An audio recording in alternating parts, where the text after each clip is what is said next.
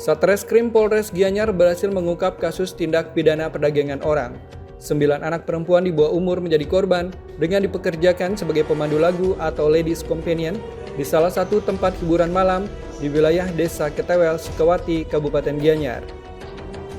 Dari hasil penyelidikan petugas unit 4 Satreskrim Polres Gianyar di salah satu tempat hiburan malam di wilayah Desa Ketewel, Sukawati, 9 korban dipekerjakan untuk mendampingi tamu, menyajikan minuman, serta mengkonsumsi minuman beralkohol dengan sistem upah berdasarkan jumlah minuman yang terjual. Dari setiap botol minuman yang berhasil dijual, para korban mendapatkan upah sekitar Rp25.000.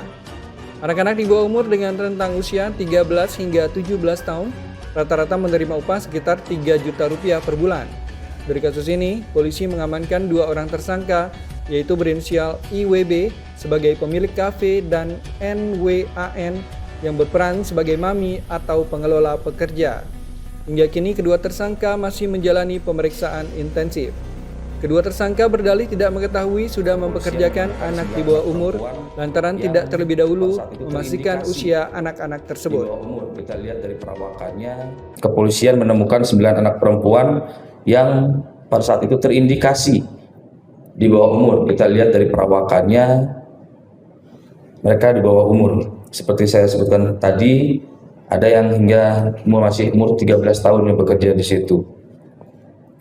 Anak-anak tersebut bekerja sebagai pemandu lagu, membawakan minuman lalu mendampingi pengunjung karaoke dan minum minuman beralkohol dengan sistem gaji atau upah yang dibayar per botol minuman. Seperti anggur merah, bir, itu dia digaji per botolnya Rp25.000 dan kemudian per bulan mendapatkan gaji sebesar 3 juta.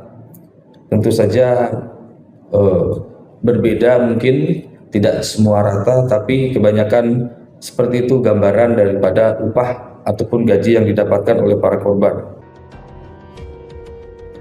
Atas perbuatannya, kedua tersangka dijerat pasal 2 Undang-Undang Nomor 21 Tahun 2007 tentang Pemberantasan Tindak Pidana Perdagangan Orang (TPPO) dengan ancaman hukumannya maksimal 15 tahun penjara. Laporan Tim Liputan Gianyar, Garuda TV.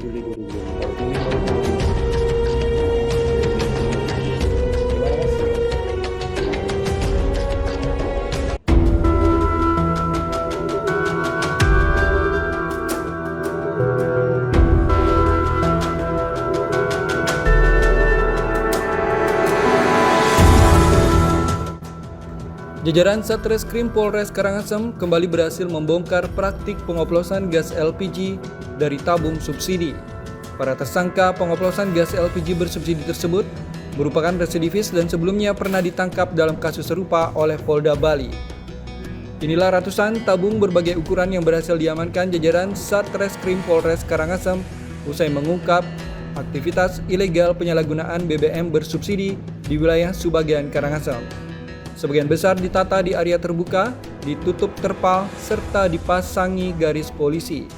Sementara sebagian lain masih berada di atas kendaraan.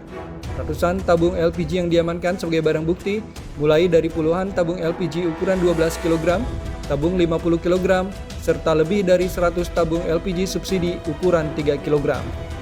Modus operandi pelaku adalah mengoplos gas LPG bersubsidi ukuran 3 kg ke dalam tabung berukuran lebih besar untuk dijual kembali dengan harga yang lebih mahal. Sebelumnya, para tersangka membeli puluhan LPG bersubsidi dari pangkalan. Pasca penggerebekan, warga diimbau lebih teliti untuk memastikan keaslian barang yang dibeli. Kapolres Karangasem AKBP Imade Santika mengatakan praktik pengoplosan LPG tidak hanya melanggar hukum, tetapi juga berisiko menyebabkan ledakan dan kebakaran. Aktivitas ilegal ini juga berdampak pada kelangkaan LPG bersubsidi yang seharusnya diperuntukkan bagi masyarakat kurang mampu. Jadi yang pertama, terima kasih sebelumnya ya, dalam kesempatan yang sangat baik ini, saya selaku Kapolres Karangasem juga sudah beberapa kali menghimbau kepada masyarakat bahwa manakala terjadi kegiatan-kegiatan di sekitar masyarakat yang berindikasi terjadinya pengoplosan gas, kemudian juga ada kelompok-kelompok masyarakat diundang ya yang mencium bau gas, kiranya itu melakukan tindakan pengoplosan, yang tentu saja bisa melaporkan. Dari Polres juga sudah melakukan banyak patroli, kegiatan-kegiatan preventif. Dalam hal ini upaya penegakan hukum, sosialisasi pada masyarakat terkait dengan dampak hukum ataupun konsekuensi manakala telah melakukan, maka akan kita tindak secara tegas.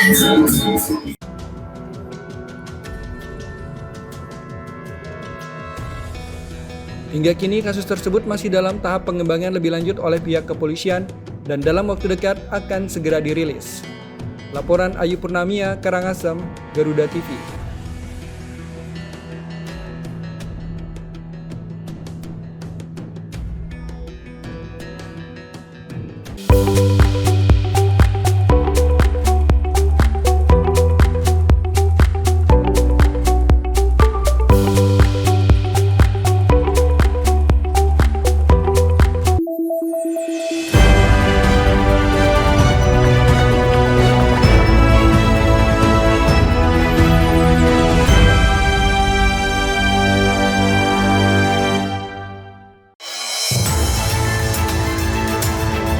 Kini saatnya update di tengah aktivitas Anda. Bukaan 100 kg sabu jaringan Asia Tenggara. Tak menghambat berjalannya sejumlah program prioritas yang tertuang dalam Asta Cita. Berita terhangat, analisis singkat, dan perkembangan terpenting siang ini. Laporan 8 siang, setiap hari pukul 12 siang, hanya di Garuda TV.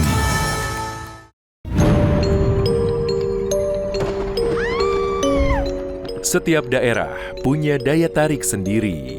Cerita rakyat yang turun-temurun masih hidup hingga kini. Legenda yang diwariskan hingga misteri yang jarang terungkap. Ratusan peti mati serta berbagai jasad yang dibalut kain. Saksikan misteri hidup. Hanya di Garuda TV. Meski hidup penuh keterbatasan, namun mereka tak pernah lelah berbagi kebaikan. Sebab setiap kebaikan pasti akan kembali dalam wujud kebaikan. Hanya seorang pemuda sederhana yang percaya bahwa bahagia tak perlulah mewah. Inilah orang baik, peduli sesama dari hati ke hati. Hanya di Garuda TV. Kolaborasi teknologi canggih dari darat, laut, hingga udara di medan pertahanan negeri. Pasukan ini terlibat dalam menjaga jalur pelayaran penting dari ancaman teroris atau kelompok kriminal. Semua terangkum dalam informasi dunia militer di garda terdepan. Saksikan Garda Dunia. Hanya di Garuda TV. Di tengah perubahan dan dinamika bangsa, ada isu yang memerlukan sebuah solusi. Menyinggung soal SARA seandainya tidak hati-hati. Semua tata kelola penyelenggaraan ya itu harus bersih. Bersama narasumber terpercaya, mengulas topik terkini untuk negeri. Indonesia Kita, Senin sampai Jumat pukul 7 malam. Hanya di Garuda TV.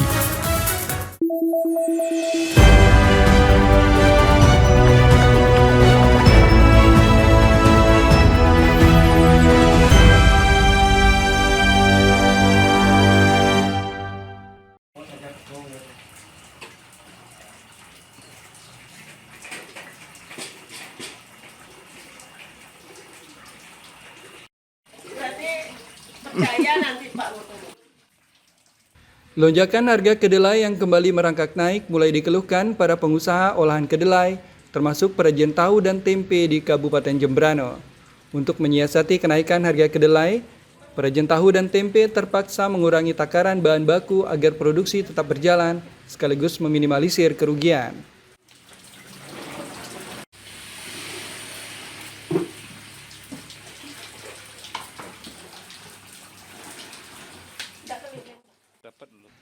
Lina Fahmi, salah seorang perajin tahu dan tempe di Banjarterusan, Lelateng, Jembrana, menuturkan jika pada situasi normal, dalam sehari biasanya mampu mengolah 50 kg kedelai. Dari jumlah tersebut dihasilkan 30 kg tahu atau sekitar 400 potong, serta 200 kg tempe atau 120 bungkus. Namun, akibat lonjakan harga bahan baku kedelai yang sebelumnya Rp9.700 per kilogram menjadi Rp11.000, otomatis beban produksi ikut meningkat.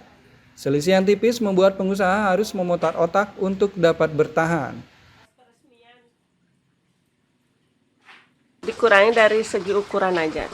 Takaran kalau tahu, tempe juga gitu. Kalau kedelai biasanya produksi saya cuma setengah kintal aja. Itu berapa itu biayanya? Biayanya sampai sekitar 800.000. Hasil produksinya tempe gitu.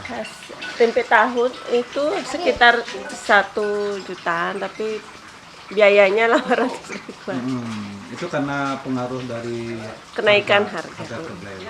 Terus biasanya ukurannya ya, Mbak ya? Ya, ukurannya ukuran apa takarannya di sama aja ukuran sama takaran.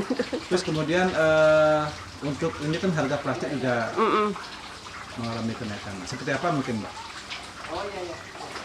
Mau tidak mau tetap dibeli.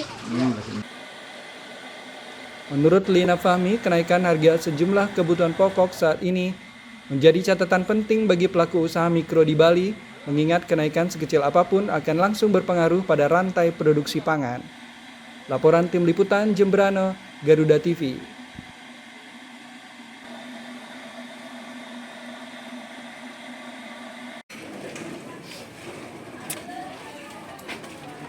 Nggak mau ada gitu, kan biar.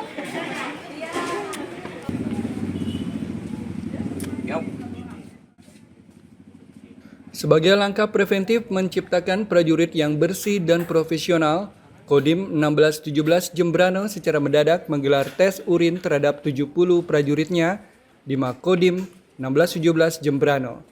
Kegiatan ini juga sebagai langkah deteksi dini agar tidak ada satupun anggota Kodim 1617 Jembrana yang terjerumus narkotika. Pelaksanaan tes urin diawali dengan mengisi absensi atau formulir administrasi. Satu persatu prajurit Kodim 1617 Jembrana kemudian diarahkan ke toilet untuk pengambilan sampel. Setiap prajurit diminta menampung sampel urin dalam botol urin. Botol urin kemudian dimasukkan ke alat rapid test untuk menguji ada atau tidaknya kandungan narkoba. Hanya dalam waktu beberapa menit, hasil rapid test pun langsung diketahui. PLT Kasdim 1617 Jembrana, Mayor Infantri Igede Naryada, mengatakan tes urin ini merupakan bagian dari program pencegahan, pemberantasan, penyalahgunaan, dan peredaran gelap narkoba di lingkungan TNI. TNI akan memberikan sanksi tegas apabila ditemukan ada anggota yang terbukti menggunakan maupun mengedarkan narkoba. Hal ini sekaligus menegaskan komitmen TNI untuk memastikan lingkungan internal tetap steril dari narkoba, serta menjaga kepercayaan masyarakat terhadap jajaran TNI khususnya di wilayah Jembrana.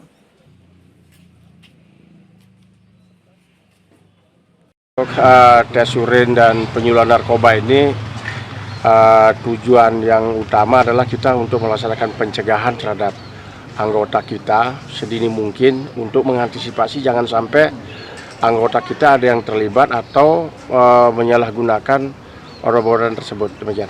Iya, pada kalau sanksinya sudah jelas, kalau kita mungkin dari pihak TNI untuk sanksi-sanksi yang selama ini yang sudah ini langsung diproses sesuai dengan hukum yang berlaku. Kemudian apabila benar-benar terlibat dalam penyalahgunaan bahkan menjadi sebagai benar, itu sanksi pecat sudah pasti dilaksanakan oleh Upaya ini diharapkan dapat membentuk lingkungan yang lebih aman, sehat, dan bebas dari narkoba, terutama di Kabupaten Jembrana. Laporan tim liputan Jembrana, Garuda TV.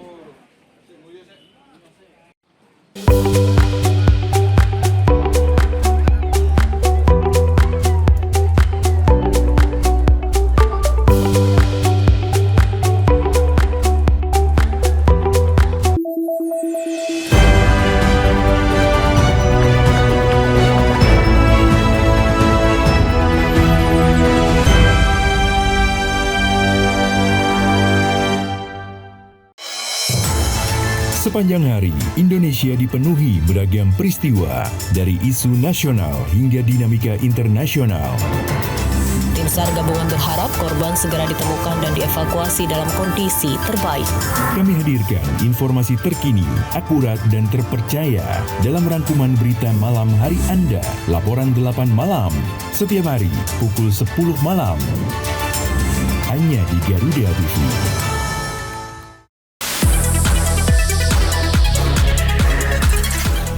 Dunia hiburan memang selalu penuh warna.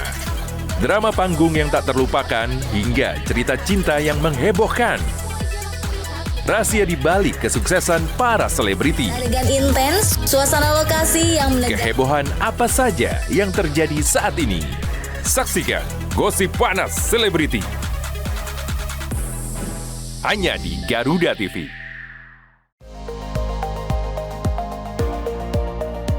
Pertanian Andi Amran Sulaiman menyebut, ekonomi terus bergerak cepat dan setiap perubahan membawa dampak besar.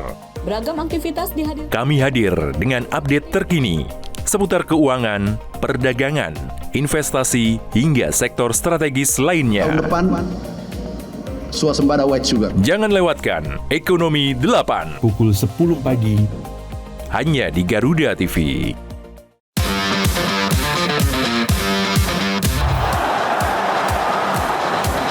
Kompetisi memanas pada tiap lini klasemen Eropa. Perebutan juara terus terjadi, membuka cerita baru di tiap laga pertandingannya.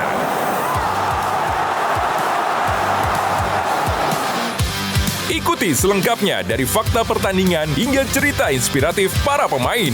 Kick and Rush, hanya di Garuda TV.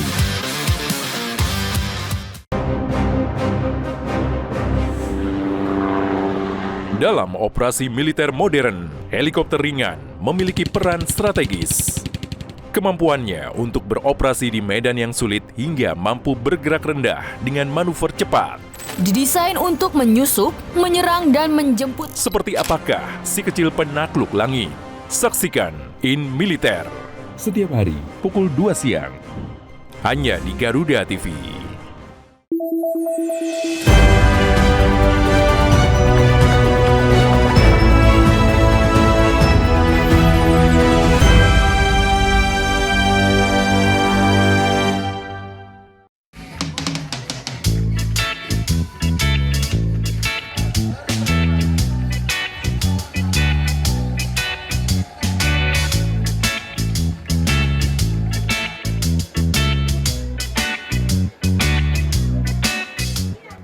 Inovasi menarik dilakukan dalam pelaksanaan program Makan Bergizi Gratis MBG di SMK Negeri 4 Bangli.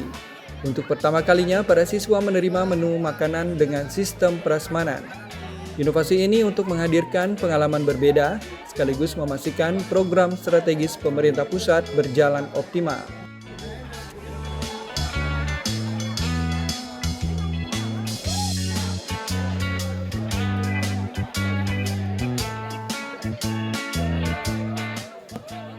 Momentum HUT SMK Negeri 4 Bangli jadi ajang inovasi dalam mensukseskan program pemerintah, salah satunya program Makan Bergizi Gratis atau MBG. Melalui kerjasama dengan SPPG Cempage, sekolah menerapkan sistem prasmanan. Jika biasanya makanan datang dalam kemasan kotak siap santap, kali ini siswa diajak berinteraksi langsung dengan hidangan yang tersedia. Inovasi ini bukan saja mengubah cara pandang siswa terhadap program MBG, tapi juga menghilangkan kejenuhan terhadap rutinitas harian di sekolah. Terobosan ini juga sarana menanamkan nilai kebersamaan dalam mendukung pemenuhan gizi anak sejak dini. Dengan dikemas menarik, para siswa diharapkan semakin semangat datang ke sekolah untuk belajar serta mampu kompeten sesuai keahlian masing-masing.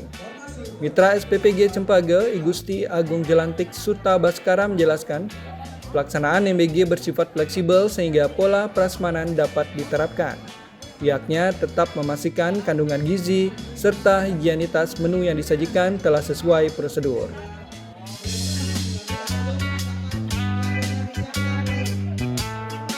Inilah wujud komitmen kami, inilah wujud kolaborasi kami tentang program baik yang memang dirancang dan dilaksanakan oleh pemerintah.